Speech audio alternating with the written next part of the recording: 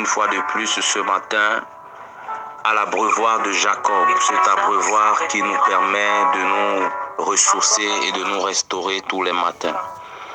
Alors aujourd'hui, nous abordons un thème très important. Nous sommes jeudi ce matin. Mais tout d'abord, je veux vous inviter à écouter cette chanson du pasteur Atom Mbumba.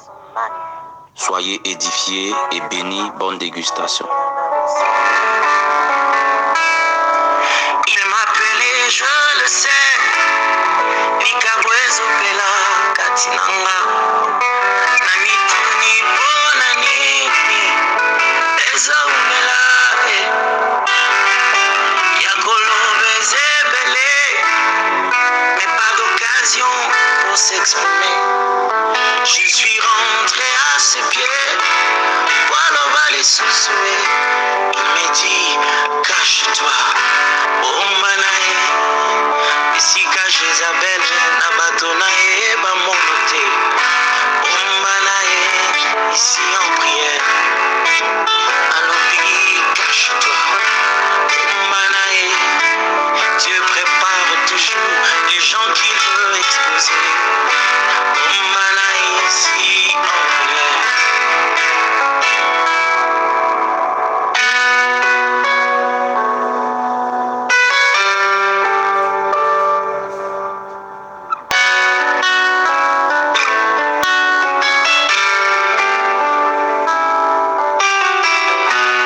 J'ai vu des géants se lever et des grands héros tomber. Oh papa Kamisuso, Babonitila. Ils ont vu en moi Dieu. Ils veulent faire de moi un roi. Balobi, ma vieux prophète, Basilam Balai. Oh Dieu, Seigneur, Il m'appelait, je le sais. oh Dieu, Ikabwezo pela katinanga.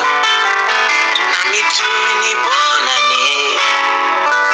Ezo umela. Seigneur, tu veilles sur ton Yakolobe enfant. zebele. Mais pas d'occasion pour s'exprimer. Je suis rentré à ses pieds. Voilà, on va les soussouer. Il m'a dit, cache-toi. Umbanae. Oh Dieu, Si maman, toi, ça n'est pas c'est toi qui es Dieu. Umbanae. C'est toi qui Bango nous pe fasses bazalaka. loin des yeux Lokola et yo, des ennemis. cache-toi. Umbanae. Oh Dieu, Viens apprendre le secret d'un parcours. Umbanae. En prière. Nakola isayo niya kuteza. Umbanae. Et si j'ai le secret de la réussite dans toutes choses. Umbanae avant d'être. alors une fois de plus, bien-aimés, bienvenue à l'abreuvoir de Jacob. Nous sommes jeudi ce matin et nous abordons un thème très important, les tueurs de rêves. La méditation de ce matin nous sera donc tirée de Genèse au chapitre 37, du verset 18 au verset 20. La Bible déclare que ceux-ci l'aperçurent de loin avant qu'il ne soit près d'eux. Ils complotèrent de le faire mourir. Voilà le maître rêveur qui arrive, se dirent-ils les uns aux autres. C'est le moment, allez, tuons-le et jetons-le dans une citerne. Nous dirons qu'une bête féroce l'a dévoré. On verra bien alors ce qu'il advient de ses rêves. Nous parlons aujourd'hui, nous traitons du sujet des tueurs de rêves. Bien-aimés dans le Seigneur, chacun d'entre nous a droit à un rêve. Chacun d'entre nous a le droit de rêver. Tu as le droit de rêver. Quel que soit ton âge, quelle que soit ta force, tu as le droit de rêver. Parce que tes rêves te motivent à avancer. Parce que tes rêves te motivent à courir. Bien-aimé, tu as droit de rêver.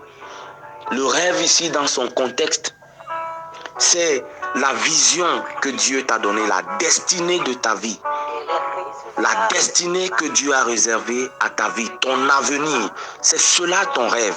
C'est ton étoile. C'est cela qui est ton rêve. Et il y a des gens qui sont appelés ici, dans notre contexte ce matin, des tueurs de rêves. Des personnes qui ne veulent pas te voir réussir. Des personnes qui ne veulent pas te voir avancer. Des personnes qui ne veulent pas te voir arriver là où Dieu veut que tu ailles. Des personnes qui ne veulent pas voir ton succès et qui vont se lever contre toi. Mais bien-aimé, je veux te dire quelque chose ce matin. Parce que tu es caché en Dieu, parce que tu es sous la forteresse, parce que tu es sous l'aile de Dieu, tes rêves vont se réaliser. Ta destinée va s'accomplir.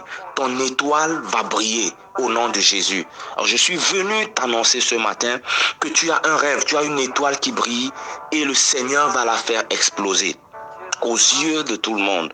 Mais laisse-moi te dire, bien-aimé, ce matin, en tant qu'enfant de Dieu, tu dois être capable de garder jalousement tes rêves. Il faut apprendre à te cacher. Il faut apprendre à vivre caché. N'exposez pas vos rêves et vos projets à tout le monde. Les enfants de Dieu, vous êtes devenus trop bavards. Vous êtes devenus trop criards. Vous êtes toujours en train de vous vanter. Ça ne sert à rien de se vanter, bien-aimé.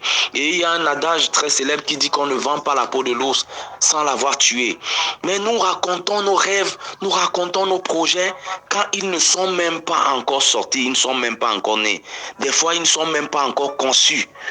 Ils ne sont même pas encore embryonnaires, mais tout le monde est déjà au courant. C'est quoi le problème? Vous ne cachez pas suffisamment vos rêves. Et lorsqu'ils ne s'accomplissent pas, vous accusez les gens. Vous êtes les premiers responsables parce que vous ne gardez pas vos rêves. Tu ne caches pas ton rêve, tu l'exposes à tout le monde. Et quand il ne s'accomplira pas, plains-toi de toi-même d'abord, avant de te plaindre des tueurs de rêves. Parce que les tueurs de rêves, c'est leur travail. Ils font leur job, ils font leur métier. C'est de te voir échouer, c'est de ne pas te voir avancer. Donc tu dois être capable de cacher tes rêves. Tu dois être capable de garder jalousement tes rêves, bien-aimé. Tu dois te taire parce que tout le monde autour de toi ne se réjouit pas de ton succès. Tout le monde autour de toi ne se réjouit pas de ta réussite. Tout le monde autour de toi ne sera pas content de te voir avancer, bien-aimé. Il y a beaucoup de gens qui sont autour de toi, qui rient avec toi, qui te saluent gentiment, qui font semblant de te servir, mais ils sont en mission. Ils sont en mission dans ta vie pour te voir échouer. Ils sont en mission dans ta vie pour te faire tomber. Fais attention. Ne fais pas confiance à tout le monde. Ne fais pas confiance à tout le monde parce que tout le monde ne veut pas ton succès. Surtout en ce qui concerne tes rêves, surtout en ce qui concerne ton étoile. Fais confiance aux gens pour les choses banales de la vie, mais fais attention à ce qui concerne ta destinée parce que ta destinée est très importante et personne ne portera ta destinée à ta place. Ils sont là pour te faire tomber, ils sont en mission autour de toi. Tu dois faire très attention. Tu dois faire très attention. Tu dois faire même hyper attention. Les frères de Joseph, c'était ses frères. Et ils connaissaient les rêves de Joseph. Parce que Joseph, aussitôt qu'il rêvait, il rassemblait toute sa famille pour leur raconter le rêve. Bien-aimé, son rêve, c'était la destinée de Dieu pour lui. Son rêve, c'était le projet de Dieu pour lui. Mais Joseph, pour qui on méditait et on complotait la mort, était toujours le premier à réveiller ses frères pour dire, voilà, j'ai rêvé. Dieu m'a montré quelque chose. J'ai eu une vision. J'ai eu un songe. Et on a commencé à l'appeler le maître rêveur. On a commencé à l'appeler le maître rêveur. Vous savez, n'importe qui ne devient pas maître rêveur. Amen. Il faut être un rêveur pour être un réaliste. Si tu es un réaliste sans rêver, tu ne vas nulle part. Il faut être un rêveur et puis tu vas réaliser. Gloire à Jésus. On ne réalise pas quelque chose qui n'est pas né dans l'invisible. On ne réalise pas quelque chose qui n'est pas né dans un projet. Amen. Donc Joseph était un grand rêveur. Et il était passé maître dans l'art de rêver parce qu'il dessinait son avenir, il dessinait son futur, il dessinait sa destinée dans ses rêves. Et Dieu lui permettait de le faire parce que c'était un don. Tu as un don, bien-aimé. Tu conçois des visions, tu conçois des projets qui portent. Mais les autres ne veulent pas les voir avancer. Je vais te dire quelque chose. Il faut apprendre à se cacher. Un projet et un rêve ne se préparent pas en public. Un projet et un rêve qui doit être porteur, qui doit réussir, se prépare dans le secret et dans la prière. Un grand rêve, une grande vision, un grand avenir se prépare dans le secret et dans la prière. Ce n'est pas sur les collines, sur les toits qu'on va aller crier pour dire je veux voyager, pour dire je veux me marier, pour dire je suis enceinte, pour dire je serai bientôt en entretien d'embauche. Écoute-moi très bien, bien-aimé. Il y a des choses qu'il faut montrer aux gens quand c'est déjà grand. Vous ne pouvez pas être encore dans le travail de la conception de quelque chose et vous êtes déjà en train de l'annoncer à tout le monde. Ça ne se prépare pas ainsi. Des grands projets et les grandes visions se préparent dans le secret et dans la prière. Apprenez à concevoir dans le secret. Apprenez à concevoir dans la prière. Apprenez à garder vos secrets et à les préparer dans le jeûne, dans la prière, avant de faire voir ces projets à tout le monde, bien-aimé. Écoute-moi très bien, bien-aimé, ce matin. Si le Seigneur t'a permis d'avoir un rêve, si le Seigneur t'a permis d'avoir un rêve, ton étoile doit briller. Ton étoile doit briller. Le petit Jésus devait naître, mais son étoile, avant qu'il ne fût né, brillait déjà à l'est. Brillait déjà à l'est, à l'Orient. Et les princes de l'Orient ont vu cette étoile et ils sont venus pour adorer le Seigneur Jésus avec des cadeaux. Mais laissez-moi vous dire, vous aussi, quand vos projets commencent à naître, il y a des princes de l'Orient dans le spirituel qui voient derrière votre étoile. Ils voient votre étoile et ils savent que vous allez briller. Ils savent que vous allez briller. Écoutez-moi très bien, bien-aimé. Si pour Jésus c'était connu, pour toi aussi c'est connu. Pour toi aussi c'est connu, bien-aimé.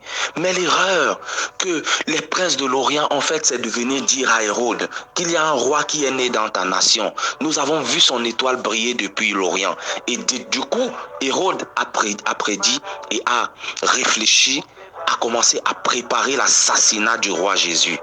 Amen. Donc, il y a des choses qui sont connues. Il y a des choses qui sont connues du monde des ténèbres. Il y a des choses qui sont connues de vos adversaires. Mais n'allez pas leur donner les détails. Oui, ils savent que vous avez une destinée. Oui, ils savent que vous avez une destinée brillante et glorieuse en Jésus. Ils savent que vous avez une grande étoile, mais n'allez pas leur donner les détails. N'allez pas leur livrer les détails de votre destinée. Gardez-les dans la prière, gardez-les dans le secret, gardez-les dans le jeûne et vous allez voir comment vous allez prospérer. Si Dieu vous a donné un rêve, si Dieu vous a donné un rêve, un projet, une vision, ça veut dire qu'il vous a permis d'entrer dans l'invisible. Il vous a permis d'entrer dans le mystique spirituel. Vous n'êtes plus n'importe qui. Parce qu'une vision se prépare d'abord dans l'invisible. Une vision se conçoit dans l'invisible. Avant qu'elle ne devienne matérielle, elle est d'abord spirituelle. Parce que ça se prépare dans l'invisible. Et quand vous êtes dans l'invisible, quand vous êtes dans le mystique spirituel, bien aimé, vous voyez les choses que les autres autour de vous ne voient pas. Vous dessinez des choses que les autres autour de vous ne voient pas. Et c'est pourquoi ils peuvent vous appeler fou. C'est pourquoi ils peuvent vous appeler malade. C'est pourquoi quand ils vous regardent, ils demandent, tu es devenu folle. Tu n'es plus normal. Tu es devenu fou. Quelque chose ne va pas dans ta tête. Bien-aimé, c'est parce qu'ils ne voient pas les choses que tu vois. Ils ne comprennent pas les choses que tu comprends. Parce que toi, tu as eu le privilège d'être introduit par Dieu dans le mystique spirituel. Tu vois les choses dans l'invisible et tu les amènes à l'existence. Eux, ils ne voient pas les choses dans l'invisible comme toi. Mais quand ils vont voir ça, quand ça sera matériel, ils vont se dire, cette personne parlait ici et on doutait. Maintenant, nous voyons qu'il avait raison. Bien-aimé, c'est parce qu'ils ne voient pas les choses que tu vois. Donc, ne t'inquiète pas de ce que les gens vont t'insulter. Ne t'offusque pas de ce que les gens vont se moquer de toi. Dis-toi seulement qu'ils ne voient pas ce que toi tu vois. Parce que toi tu vois les choses dans le mystique. Toi tu vois les choses dans le spirituel. Mais eux ils ne voient que les choses matérielles. Ils ne sont pas au même niveau que toi. Tu ne peux pas te mettre au même piédestal que toi. Quand ils se moquent de toi, moque-toi d'eux dans ton cœur. Quand ils se moquent de toi, dis-toi dans ton cœur que vous ne voyez pas ce que je vois. C'est pourquoi vous me traitez ainsi. Bien-aimé, parce que toi tu as le privilège de concevoir dans le spirituel et dans l'invisible ce que les autres attendent de voir avec les yeux. Bien-aimé, c'est une grâce, c'est un privilège d'avoir une vision, d'avoir un rêve, d'avoir un grand projet et de le mener à l'exécution. Maintenant, je veux terminer en te disant quelque chose. Je veux terminer en te disant quelque chose. Il y a deux types de personnes, disait un grand humoriste européen dans le monde. Il y a les réalistes et il y a les rêveurs. Le réaliste sait où il va. Le rêveur est déjà là où il pense. Le réaliste sait où il va, mais le rêveur y est déjà. Amen. Parce que le réaliste a le chemin, le réaliste a la raison, mais le rêveur vit déjà dans son rêve. Il vit déjà dans sa réalité et il ne peut que se déplacer vers ce sens-là. C'est ce qui a motivé Moïse pendant 40 ans. 40 ans dans le désert et plus, à marcher avec Israël. Il voyait déjà là où il était. Il savait où il était. Il vivait déjà dans la terre promise, même étant encore en chemin. Les réalistes savaient où ils allaient. Ils connaissaient le chemin, mais Moïse vivait déjà dedans. Gloire à Dieu. Et c'est ce qui le motivait à avancer. C'est ce qui le motivait à continuer. Les écueils et les épines sur le chemin ne l'arrêtaient pas parce qu'il vivait déjà dans Canaan. Les réalistes qui savent où ils vont peuvent s'arrêter à cause des obstacles. Mais toi qui rêves et qui as ton projet, même si les obstacles arrivent, toi tu es déjà à l'intérieur, dans la réalité, parce que Dieu t'a donné de concevoir dans l'invisible. Bien-aimé, écoute-moi ce matin. Personne ne va tuer ton rêve. Personne ne va tuer ton rêve. Aucun tueur de rêve ne réussira la mission de t'arrêter en chemin parce que ton étoile brille. Elle brille pour être glorieuse. Elle brille pour te donner une destinée glorieuse. Et cette destinée, tu vas la vivre au nom puissant de Jésus. Ce matin, je viens t'introduire dans ta destinée glorieuse. Je viens t'introduire dans ta destinée glorieuse au nom puissant de Jésus. Que les gens se lèvent de la gauche, que les gens se lèvent de la droite, que le vent souffle de l'Orient ou de l'Occident. Toi, tu vas réussir. Je dis toi, tu vas réussir. Ne te décourage pas. Ne te décourage jamais. Parce que c'est toi qui sais ce que tu as vu. Et c'est toi qui sais ce que Dieu t'a montré. C'est toi qui connais la voix que tu as entendue. C'est toi qui sais ce qui est dans ton cœur. Le poids qui pèse dans ton cœur pour réaliser ce projet. Les autres ne voient pas ça. Les autres ne le connaissent pas. C'est toi qui connais.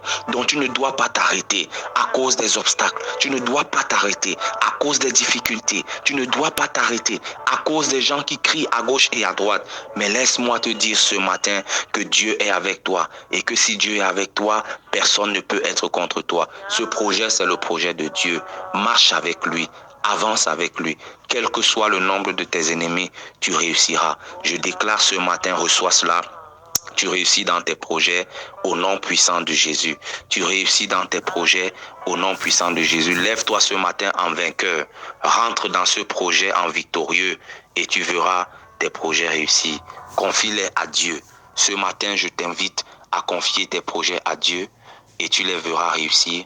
C'est au nom de Jésus-Christ que j'ai prié ce matin. Amen. À vous les témoignages.